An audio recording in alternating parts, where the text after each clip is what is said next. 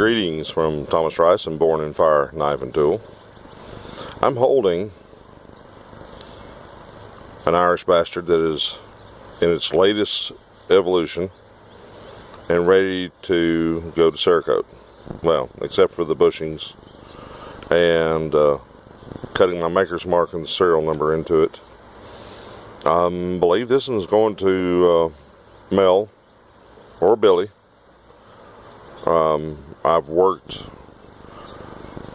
4 days straight after having to scrap out $6,400 worth of blades due to some bad metal, and it happens, to get these ready to get to this point and get them out to the new owners. They deserve it. This blade is made to work in pretty much any position, no matter what fighting style you're accompanied or accomplished in, with the jimping front and rear. You've got a knurled ring here.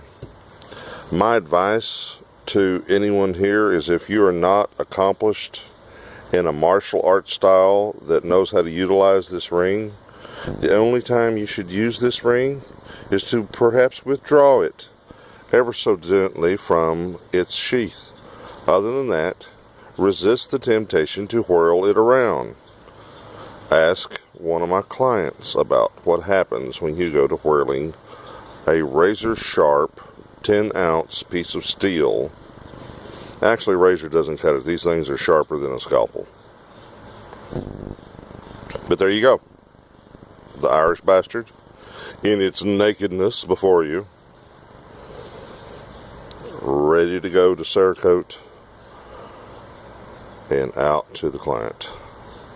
Dig those grind lines. And yes, that is a compound hollow grind. For those of you who are not familiar with what I do, it is one of my many signatures. And yes, there, for those that are real sharp-eyed, the grind line itself for the edge gets wider toward the tip.